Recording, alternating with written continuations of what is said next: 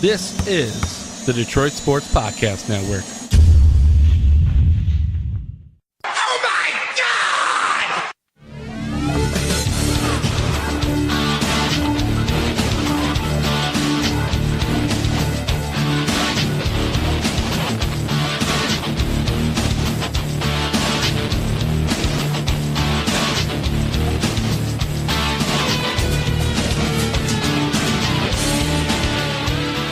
Welcome into the Doc and Jock Wrestling Podcast. This is episode 60. 60 of these bad boys.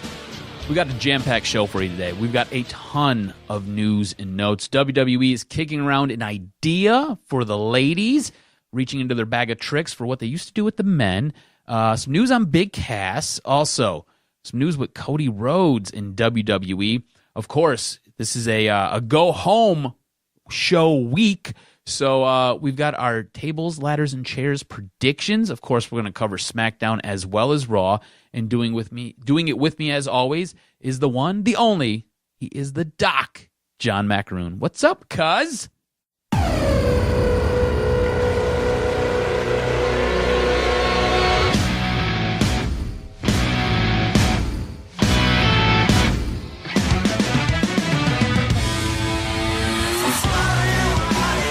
The Emperor of Tomorrow sitting in the chair.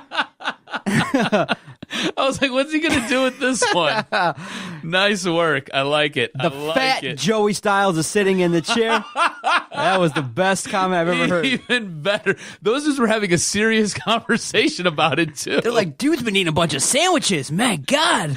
What was that? Was that on Twitter or was that on Facebook? YouTube. It was on YouTube? It was on the video, a well-received video of me interviewing Big Cass. And I am not like, obviously, I'm kind of like relaxed and my gut's hanging out. But I am thinner as a result of that interview. I am about 10 pounds thinner than that. And they're like, damn, is that Joey Styles? He got fat. And I'm like, yeah, man, that's what I like. The funny thing is, I went back, I looked at it, and I was like, you do look like a chubby Joey Styles. Yeah, I do look like a, yeah, exactly.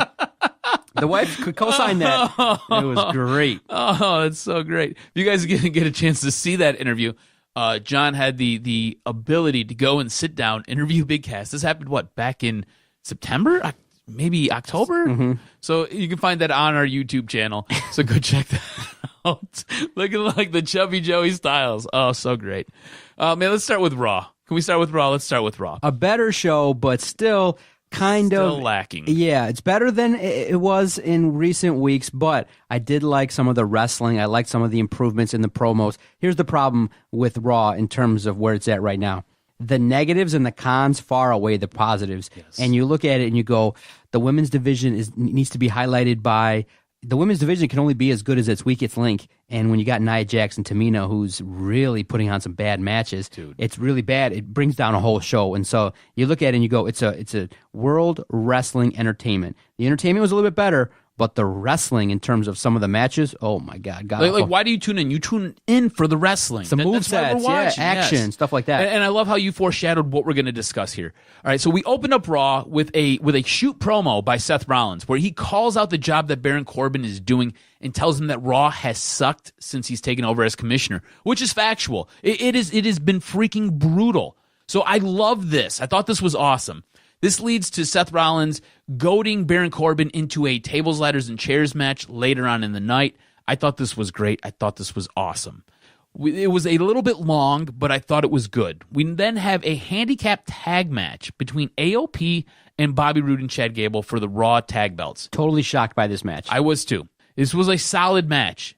It was nothing special, but we did get new champions with Bobby Roode when he pins Drake Maverick to become the new Raw Tag Team Champions. I thought this was good. I thought the match, like I said, was solid. It was nothing special. It was nothing great, but it was a good match and blew my mind that we already took the belts off of AOP. You were shocked by this as well, I'm assuming. Well, we've all talked about it, how the tag team division has been underutilized and basically been rendered mute and useless. And then you kind of have AOP, who should be the champions. They are probably the best tag team, but unfortunately you've kind of went the gimmick route with their manager.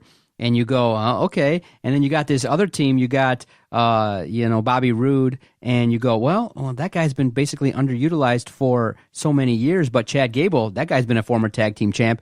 And it's just the timing of it that was a little bit weird. I like the move. It was weird. It's weird timing. It's kind of like giving a belt to a team that really needed it. But you go, not at the expense of AOP. You could have had AOP dominate for another 5 months or so. Maybe have this go on and extend the feud out to the Rumble or things like that. It just feels like for the title to change hands on Raw continues to further diminish the tag belt. And unfortunately, having Bobby Roode and Chad Gable have it just doesn't seem to have the spark. I like it. I like the move. It's just the way in which it went down. You could have did it on a much bigger scale. Right. I agree. Make it meaningful. 100%. Right. Make it meaningful.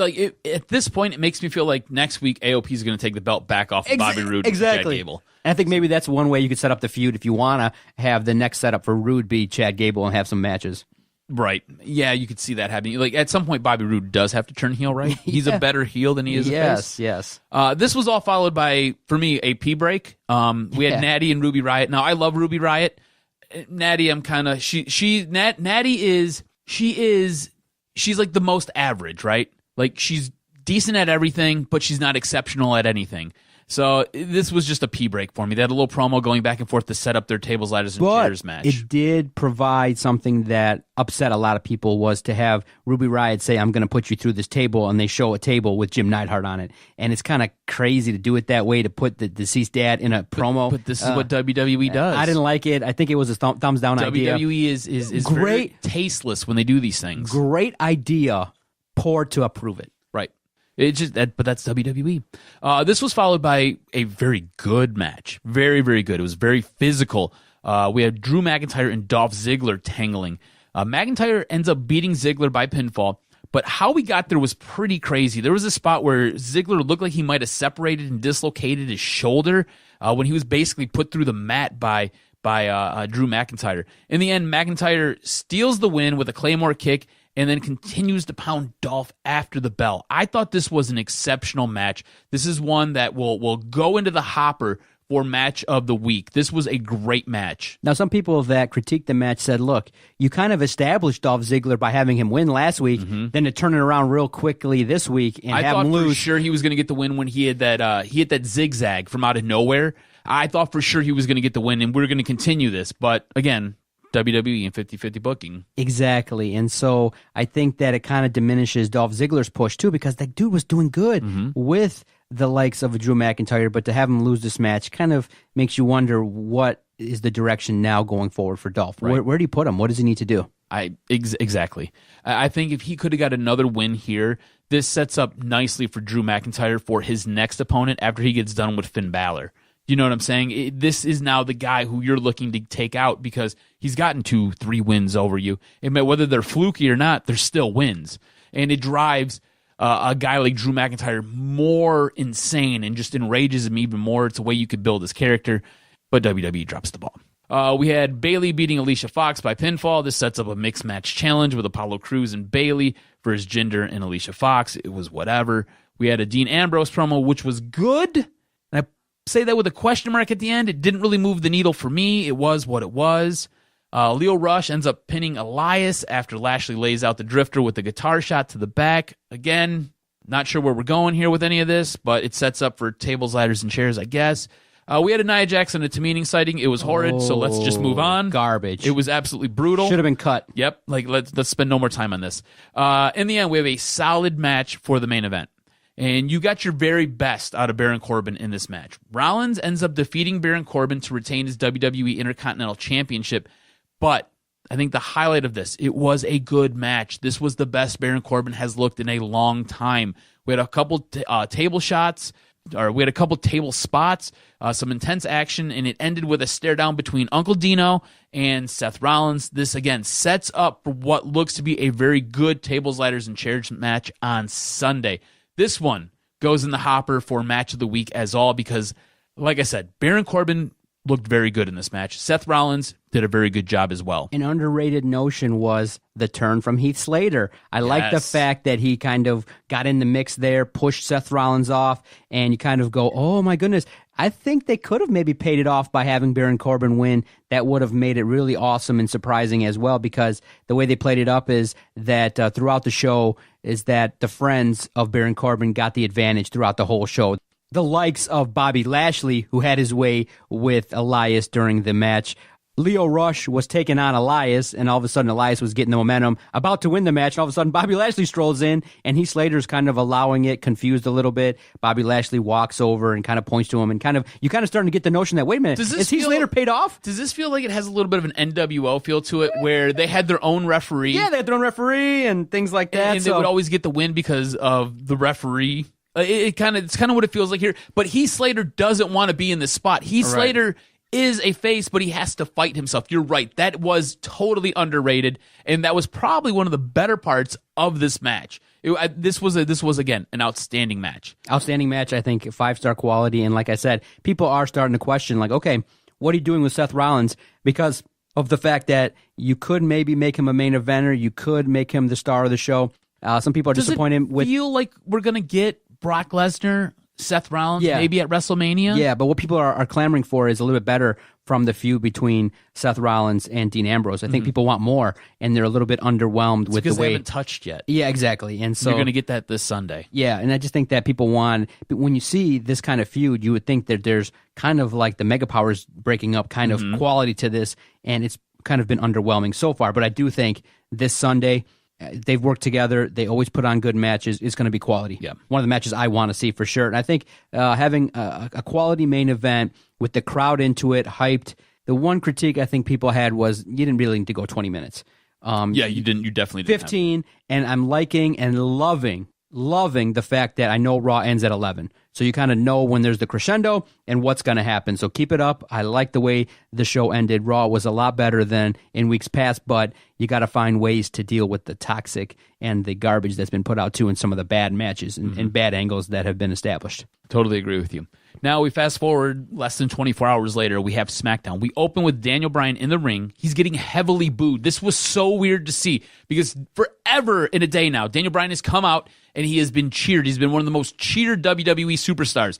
He is getting booed so heavily. It was absolutely nuts. He played it off beautifully. He did a great job. Great job. He cut a promo on the fans, calling them idiots and comparing them to parasites. This goes on for about 9 minutes until Mustafa Ali comes out and saves everybody from Daniel Bryan's I thought battling. that was cool. I thought I was like, okay, you know what? Interesting matchup to have one of the up-and-comers from 205 Live take on an established member of SmackDown. I thought it was good. I thought it was awesome too. Because Mustafa Ali, if you have not seen him, you need to check him out. He is exceptional in the ring. He is phenomenal, and he's very good on the microphone as well. Bryan tells Ali that they are too similar and don't need to wrestle this because the fans don't deserve to see them. They just don't deserve us. This leads to 2 slaps from Bryan. It happened because he asked Mustafa Ali, what kind of car do you drive? And that would have been funny if he would have made some kind of reference like a Cadillac or something like that, but he just said an SUV. An SUV. And then he tells him, you're a small man. You're a small man. You don't need to drive that SUV. And then smacks him twice. Exactly. They start rumbling from there. The match gets underway. I thought this was a very good match. Look, again, Mustafa Ali is supreme in the ring. He's a high flyer. He did a Spanish fly off the top rope, which was insane to watch. It was totally awesome. In the end, Daniel Bryan forces Mustafa Ali to tap out, and then after the match, Bryan continues his assault on Ali on the ramp. This was great for a couple different reasons. You got to see Mustafa Ali go head-to-head with one of the big boys, and they told a very good story, both in the ring and on the mic. And then you got Daniel Bryan continuing his character development by assaulting Mustafa Ali on the ramp and just being so vicious with it. This was another very, very good match. This, too, goes in the hopper for Match of the Week. So far, it's been a very good week. Very, very good week. From this, we get a rap battle between the Bar and the Usos, and it was as good as you think it was. The Bar was very questionable, but the Usos saved this whole bit. Exactly. The Usos did a very good job. This ends up breaking down into some chaos as the 3 teams end up battling each other, and the third team was the New Day, who was there to MC the whole thing. It was weird. Watch it. You'll laugh. The Miz brings Shane McMahon down and ends up setting Shane up. Shane ends up fighting 2 jobbers, and Shane destroys them. It was cool. It was what it was. Miz is still pushing Shane McMahon. This story is still continuing. I'm not sure where we're going with it. I have an idea, but I don't know. We then get a Randy Orton promo where he's holding a steel chair, and he's talking about how he's going to damage Rey Mysterio until Rey Mysterio comes from out of nowhere, sneak attack on Randy Orton by smacking the living crap out of him with a chair. We get a 619. This was a pretty solid setup for their chair match at TLC. We get a tag match with Jeff Hardy and Rusev versus Samoa Joe and Nakamura. I thought this was a solid match. I thought this was very good. It ends with Rusev hitting Nakamura with a Machka kick. Again, solid match. You have four guys who are great individual competitors, and they're telling a story inside the ring to help further their stories along. So I thought this worked out really, really well. In the end, we have a main event that was Asuka versus Charlotte, with Becky looking exceptional at ringside. This was it was a physical match. At times it was very sloppy though, and I don't know if it was just timing or if it was just maybe just the competitor. At one point, Asuka was drug over to the ring post, and Charlotte took her leg and slammed it off the ring post. Now, this was her left leg. She gets back up, and she's running around just fine. Next thing you know, she's selling that the right leg is hurt.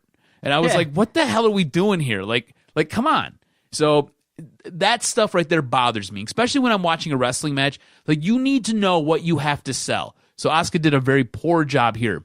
This match ends when Charlotte gets DQ'd for using a kendo stick on Asuka. Becky and Charlotte exchange words as Becky is getting ready to leave the ring. Charlotte attacks Becky's knee with the kendo stick. Charlotte goes back to work on Asuka. At this point, Becky's back up and she takes out Charlotte.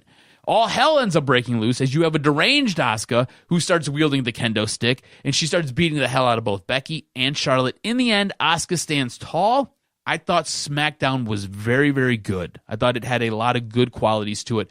This match right here has me so invested in what's going to take place on Sunday, and I feel bad because it does not get to go into the hopper for match of the week, but it was a very, very good match. A little bit sloppy, like I said, and that's what really takes it out of contention with those other three matches that we have in the hopper right now. What did you make of all this? Yeah, I thought exactly the same way you did. I was kind of wondering how they would handle Asuka versus Charlotte. They played it up as a WrestleMania rematch. It was a decent match, but like you said, I kind of had a feeling like, okay, there's probably going to be something that's kind of a swerve, maybe with the man or anything like that. And so I thought overall Smackdown definitely moved the storylines along with TLC. I'm excited for a lot of the matchups. Obviously, I'm definitely thrilled to see Daniel Bryan, AJ Styles in a matchup. But it kind of, the way things are shaking up with how the matches are going, I just don't see a lot of real title changes happening because a lot of the title holders are new. And so you look at it and you go, okay, you know what? In terms of what's going to happen in storyline, it's going to be real tough to predict, but I like the fact that in terms of getting me interested, SmackDown did a better job than Raw did in terms of building up interest in terms of what's going to happen. I agree 110%. Do you have any concern? Because there's rumor out there, and there's speculation and innuendo that Becky might not be able to compete at TLC because her nasal fracture hasn't fully healed yet. If they don't, then you'll realize probably they'll do something behind the scenes where maybe Charlotte does something or another woman attacks the man and build up the next storyline. If it can't happen, it'll be a major disappointment, but I don't think they continue to advertise. They wouldn't have had the man come out if she wasn't going to wrestle. This is the thing, because I've seen this happen before with a broken nose, right? My wife had her nose broken in a soccer game where some dude headbutted her face and cracked her skull and busted her face open, busted her nose. So she had to have surgery, fixed it, and then it ended up shifting. So then she had to have nasal surgery again to help reset it. So it's nothing to mess with, right? I could see Becky coming out there, and do you remember when Rip Hamilton, and for all you Detroit basketball fans out there, when Rip Hamilton had his broken nose and he had to wear that mask, and then he went on to wear the mask forever? I could see her coming out in something like that. She's a candidate for a mask. I'm just saying, if she's going to wrestle and the nasal fracture isn't fully healed, I could see them doing that with her, because I've seen wrestlers wrestle with it before. It's uncomfortable, it's not great, but it will protect that nose or give it some protection. And this is going to be a very physical match.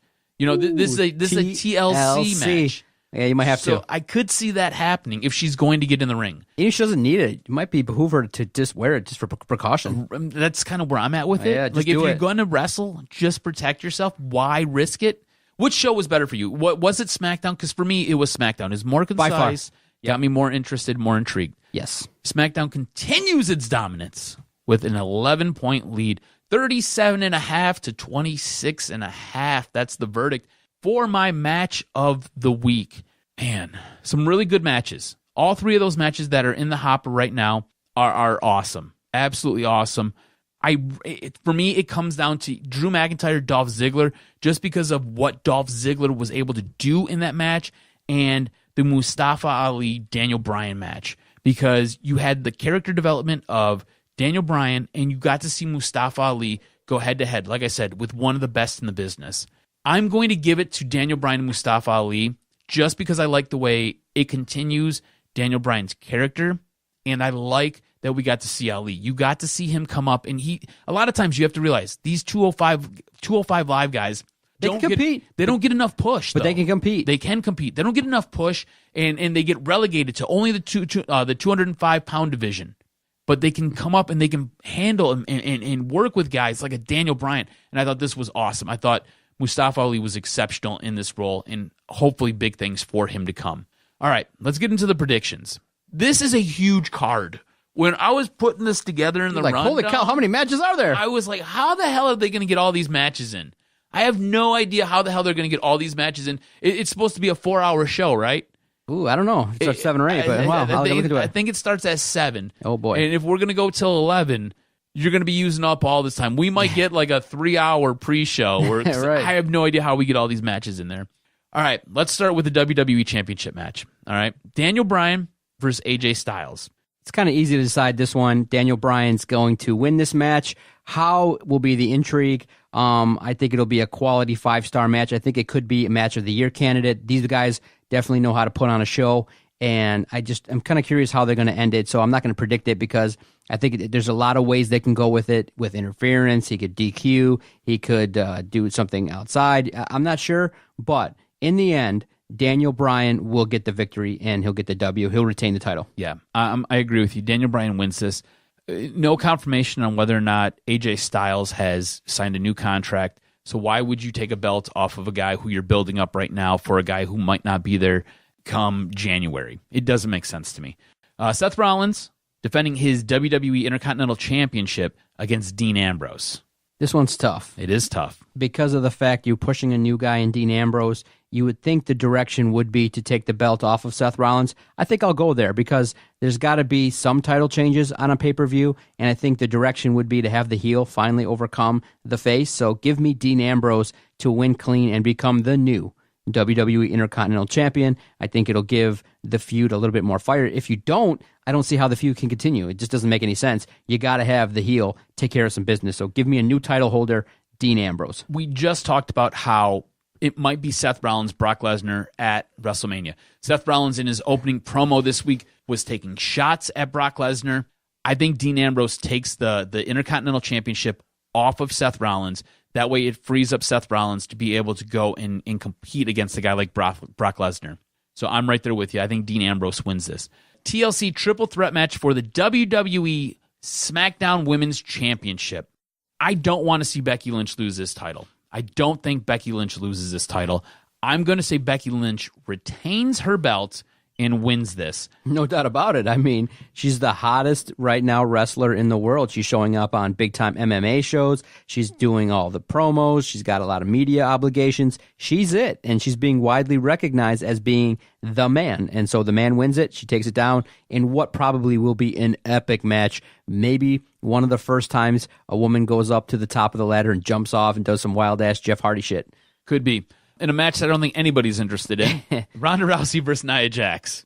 I got you penciled in for Ronda Rousey. I'm penciled in for Ronda Rousey. I don't want to see this match. I don't care to see this match. I can't stand seeing Nia Jax. If this gets anywhere near a 3-star out of 5 or a 6 out of 10. That's a win all day, huh? Follow along with Detroit Podcast. I'll be giving stars or maybe some new variation of a rating during pay-per-views and things like that, and you can agree or disagree and things like that. But follow along at Detroit Podcast. Yeah, this one has a low ceiling, and I don't even know how this is going to be play out. This could be one of the matches. This could be your pre-show. It could be a 5-minute match and be done with it. Think it'd be your pre-show? No, you can't. No? Ronda's money. You don't put her on the pre-show. That's right. Ronda is money. Triple threat for the WWE SmackDown Tag Team Championship. You've got the Bar defending against the Usos and the New Day. Do we have a title change here? It seems like you would because the belt changes hands quite a bit. But in this situation, this could be chaotic. This could be a match that doesn't finish. Give me the bar to retain, and I'll ask for a bonus if the match ends up being a no contest. If it's all, something that the match goes out all over the place, there's no finisher, and just all of a sudden the bar wins and things like that with no finish. But I think the bar retains. All right. So I've got you in there for your no contest bonus. I'm going to say the Usos win. Give it back to the Usos. I don't know why. I feel like they do really, really good work. I'm going to go with the Usos here. Okay. Braun Strowman versus General Manager-elect Baron Corbin. Mind you, Braun Strowman has been sidelined due to elbow injury that he suffered. In the storyline, they had Baron Corbin and they had Drew McIntyre take him out and damage his elbow. In reality, he has some bone chips and he has some bone spurs in his elbow, so they cleaned all that up. Physically, I believe he could go. He showed a picture on his Instagram the other day. His elbow is purple. When I say purple, it is purple like my Planet Fitness shirt I have on. All right, it is brutal looking. But the way I see this going on, all right, mind you, there's a stipulation here. Strowman earns a Royal Rumble title shot from WWE Universal Champion Brock Lesnar. If he wins, Corbin will be the permanent Raw General Manager if he wins, but will lose all authority if he loses. So there's your stipulation for this match. I see this being, because the card is so jam-packed, I see Strowman making a surprise appearance. I see this being a 2 to 3, maybe 4-minute match where destruction. Yeah, Baron Corbin gets slammed through a table. And I think Braun Strowman wins this. Yep, give me Braun Strowman. I don't see another scenario in which I think it's a perfect time now to relieve Baron Corbin of his duties. Somebody else could handle the duties and be much more effective for the shows. The WWE Cruiserweight Championship match where Buddy Murphy will defend his title against Cedric Alexander. Does Cedric Alexander finally take the belt off of Buddy Murphy? Oh, Buddy Murphy's having a great year. I don't think so. I just think that's going to be another great match. A lot of false finishes, but give me Buddy Murphy to retain. I'm going with Buddy Murphy as well. Have we been, though? So far, the only difference that we have is the tag match. Is the tag match, the Usos and the Bar. Interesting. Very, very interesting. We've got a chair match. That's Rey Mysterio versus Randy Orton. Who wins this? So you got the epic heel in Randy Orton. You got Rey Mysterio returning. I just don't see how you sell Rey Mysterio coming back and defeating Randy Orton. So give me Randy Orton and give me an opportunity for some destruction. I think he's going to do some heel type stuff, and Randy Orton takes it down. Yeah, I've got Randy Orton as well. I penciled Randy Orton in just before you made your selection. I don't know how Rey Mysterio wins this. I don't know how you sell that. I'm not sure. I think there's more money to be made with Randy Orton going over in this match. So we've got our Mixed Match Challenge Season 2 finale. That's going to take place on this. This is probably your pre-show match. Jinder Mahal and Alicia Fox versus R-Truth and Carmilla. Anybody care about this? No. Nobody. Dance break, and I think R-Truth takes it down. I think it's perfect for them. That's exactly where they're at. And it's interesting with Carmella, too, because a lot of fans are chirping like, dude, look where you've been, WWE champion, women's, and now you're kind of rolling around with R-Truth. And she's like, look, this is how WWE works. I'm on the show dancing every week, so it's all good. So give her a chance to dance, do your thing. So Carmella and R-Truth, give him a title because Carmella and R-Truth, give him a recognition because at this point in time for R-Truth, what has he got left? He's been in the ring so long with so little accolades. Just give him the mixed match.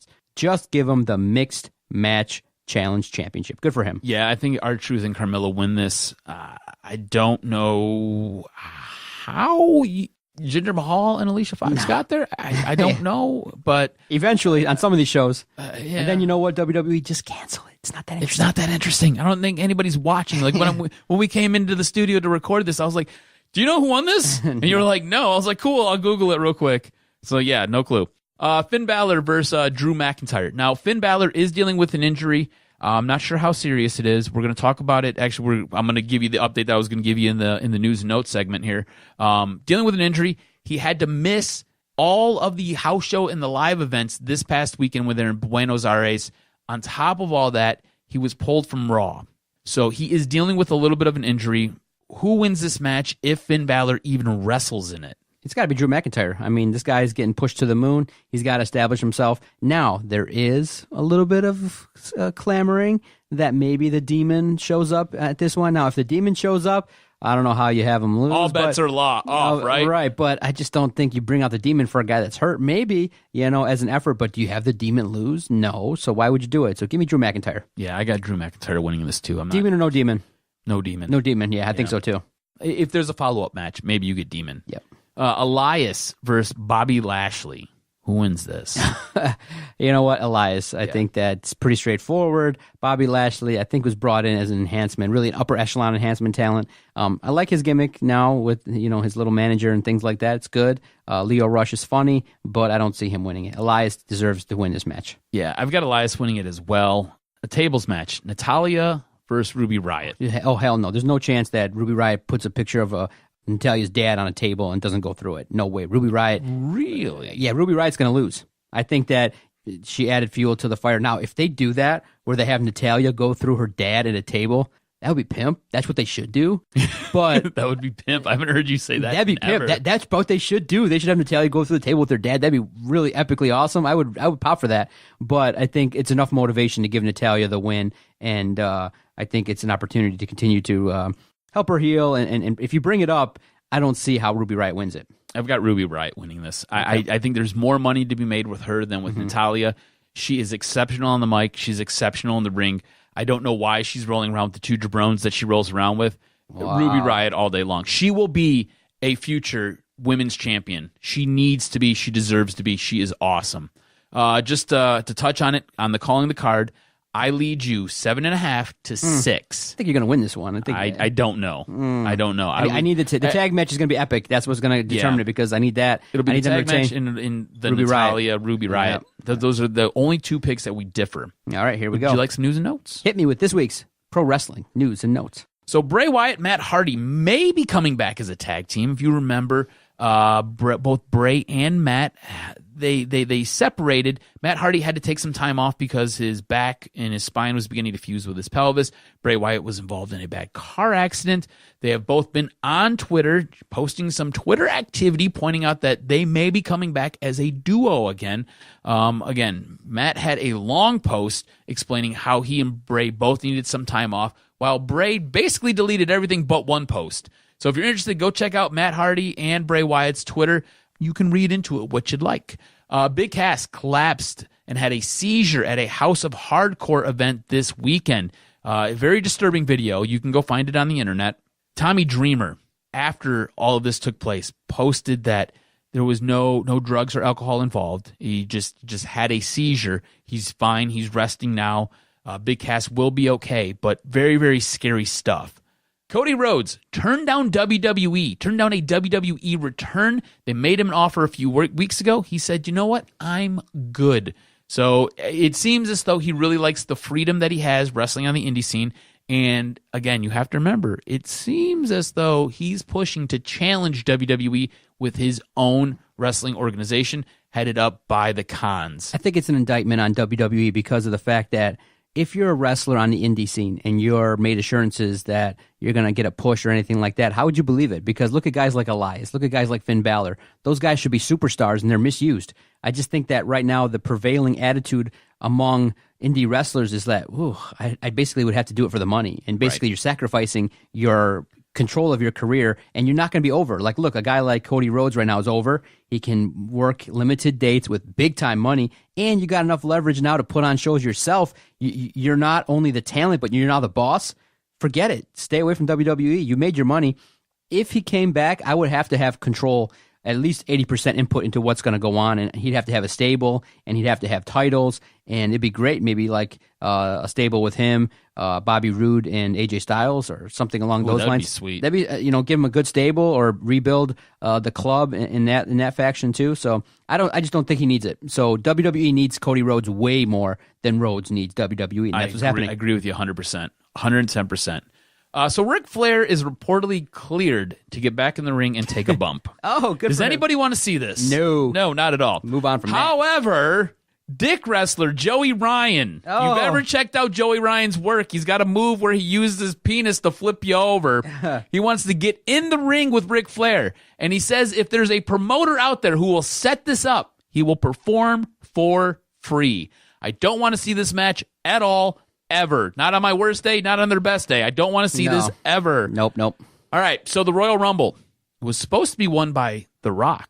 Oh. So some news here, right? It was supposed to be one Storyline changes. Oh. Yes. Scrapping everything, tearing it all down to try to build it up again 1 week at a time. Nobody has any idea what's going on because we have no long-term booking.